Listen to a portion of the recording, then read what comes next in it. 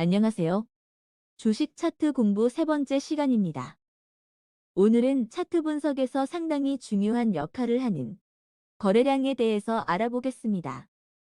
거래량은 단독으로 쓰이기보다는 캔들과 함께 보면서 그 의미를 해석하곤 하는데요. 이번 강의를 통해 거래량을 활용해서 어떻게 차트 분석을 하는지 배우실 수 있을 것입니다.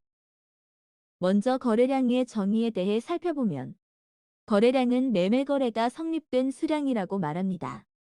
즉, 매수자와 매도자가 적절한 가격에 주식을 사거나 팔 때 몇 주가 거래되었는지를 나타낸 수치라고 할 수 있죠. 거래량도 봉차트처럼 일봉, 주봉, 월봉으로 나눠서 분석하는데요. 일봉 차트에 나타난 거래량은 하루 동안 얼마나 거래가 되었는지를 표시하고, 주봉 차트에서 나타난 거래량은 한 주 동안의 거래의 양을 표시합니다. 보통 거래량은 일봉 차트까지만 보는데요. 그 이유는 한 주 동안의 거래량은 차트적으로 해석하기 힘들기 때문입니다. 또한 거래량이 갖고 있는 몇 가지 단점이 있는데, 그러한 단점 때문에 주봉 차트에서는 거래량을 보지 않습니다. 거래량의 단점에 대해 말씀드리면, 첫 번째, 거래량은 단순히 하루 동안 거래된 양이지 매도량이나 매수량을 표시한 수치가 아닙니다. 즉, 매도가 큰지 매수가 큰지 거래량을 보고 알 수 없다는 점입니다. 그림의 일봉 차트에서도 알 수 있듯이 단순히 거래된 양만 표시되어 있지 매수한 건지 매도한 건지에 대한 아무런 정보가 없습니다. 그렇기 때문에 이러한 부분을 보완하는 방법으로 봉 차트와 같이 보는 방법이 있는데요. 이에 대해 다음 장에서 좀 더 살펴보도록 하겠습니다. 만약 그림처럼 봉 차트상으로 장대 양봉이 나왔고 이때 거래량이 많아졌다면 어떻게 해석할 수 있을까요? 저번 시간에도 말씀드렸듯이 장대 양봉은 주가가 올라가도 사고 싶은 사람이 있기 때문에 가격을 계속 올릴 수가 있고, 결국 시초가보다 높은 가격의 거래가 끝난 것이라고 했습니다. 결국 사고 싶은 사람이 많은 것이라고 해석할 수 있고, 이때 발생된 거래량도 매수된 양이라고 볼 수 있는 것이죠. 반대로 봉 차트가 음봉이고 이때 거래량이 많다면 팔고 싶은 사람이 많아서 가격이 떨어졌고, 즉 매도자가 많다고 해석할 수 있습니다. 이렇게 거래량을 봉 차트와 같이 해석한다면 그 의미를 파악할 수 있는데요. 하지만 이런 해석도 장대양봉이나 장대음봉이 나왔을 때 가능한 해석입니다.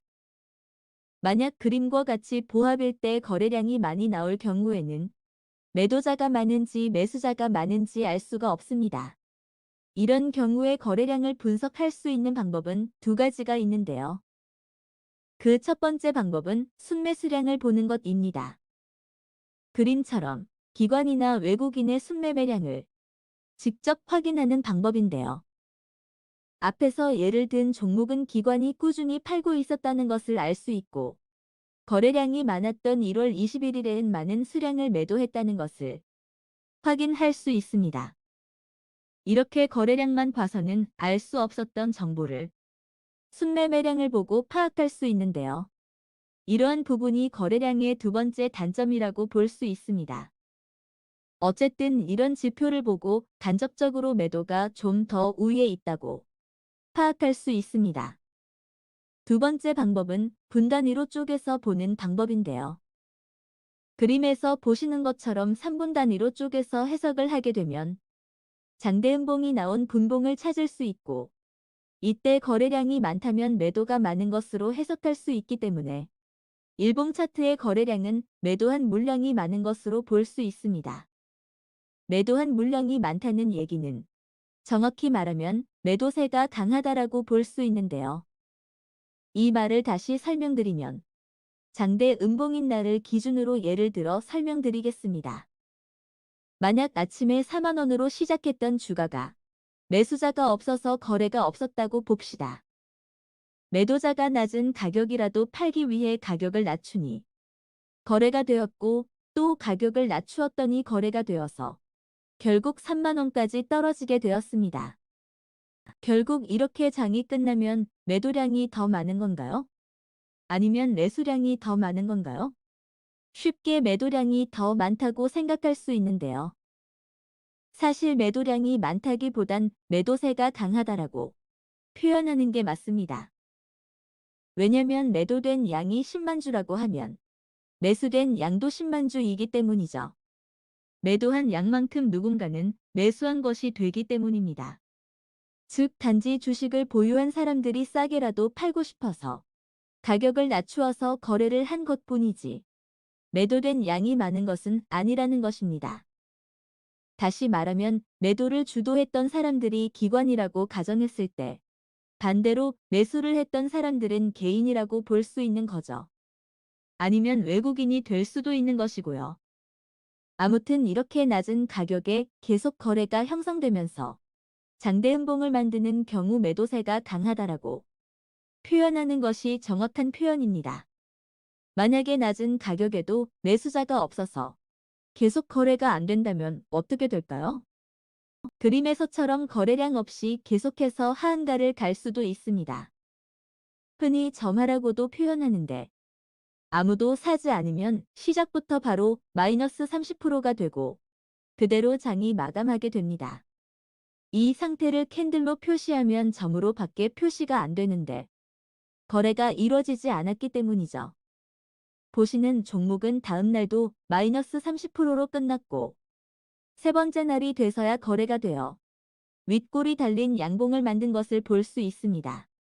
이런 종목을 잘못 만난다면 정말 아찔하겠죠? 어쨌든 거래량에 대해 다시 한번 정리를 하자면 아래와 같이 세 가지로 정리할 수 있습니다.